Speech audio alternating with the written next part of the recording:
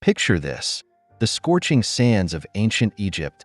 The Nile winds through a land of pharaohs, grand temples, and the ever-watchful gods.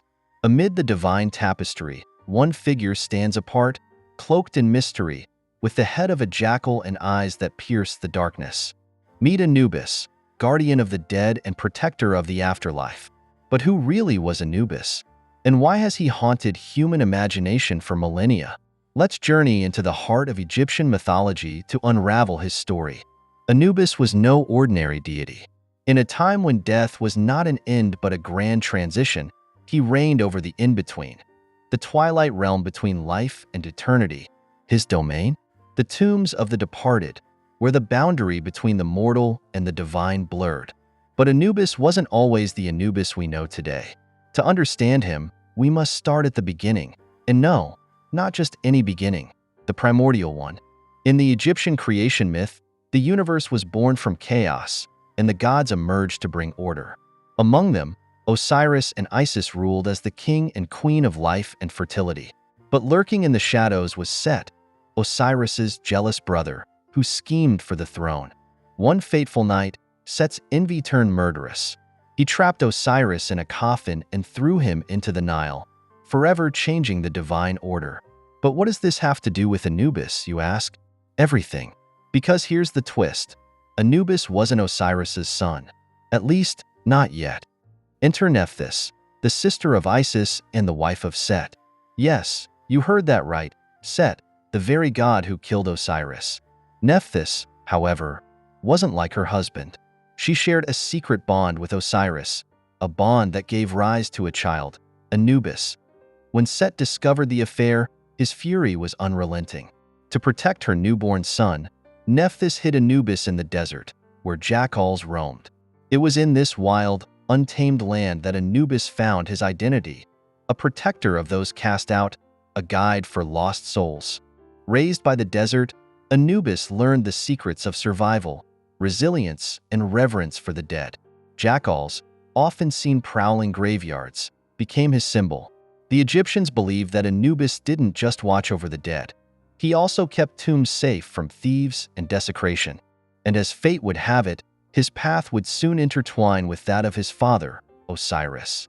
After Osiris's murder, Isis and Nephthys embarked on a desperate quest to find his body. Their search was relentless, spanning the length of the Nile. When they finally found him, his body was in pieces, dismembered by Set's cruelty. It was Anubis who stepped forward, his jackal-headed form solemn yet determined. Using divine knowledge of mummification, he pieced Osiris back together, preserving him for eternity. This act wasn't just an ancient embalming ritual. It was the birth of mummification itself. In that moment, Anubis became the patron of embalming, the keeper of sacred rites, and the first to lead a soul into the afterlife. But Anubis's role didn't end with mummification. He presided over the weighing of the heart ceremony, a divine judgment that determined a soul's fate. Picture this: a grand hall called the Hall of Ma'at, filled with the presence of gods. Anubis stood beside a set of scales. On one side, the heart of the deceased.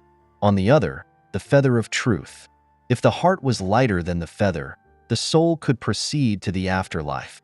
But if it was heavier, well, that's when the devourer, part lion, part crocodile, stepped in.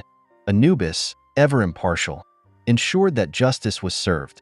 No bribes, no favoritism, just divine order.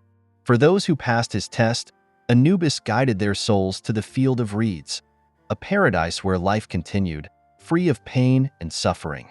But Anubis's compassion wasn't limited to the righteous. He also protected the souls of the lost, ensuring they were not forgotten. Over time, Osiris rose to become the ruler of the afterlife, but Anubis's role remained vital. He was the vigilant guardian, the trusted guide, the symbol of hope in a realm often feared. Even as Egyptian mythology evolved, Anubis's image endured, etched into tomb walls, painted on papyrus, and whispered through generations. His jackal-headed form became a beacon for those seeking solace in the face of death. Today, Anubis's legend transcends time. From ancient tombs to modern pop culture, His story reminds us of humanity's eternal quest to understand life, death, and what lies beyond.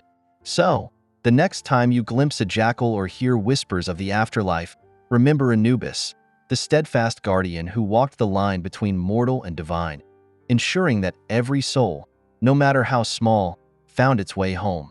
Because in the end, isn't that what we all seek? A guide through the unknown, a protector in the dark, and a promise that even in death, there is light. Anubis, the keeper of the afterlife, remains a symbol of hope. His story isn't just one of gods and mortals. It's a tale of compassion, justice, and the enduring power of belief.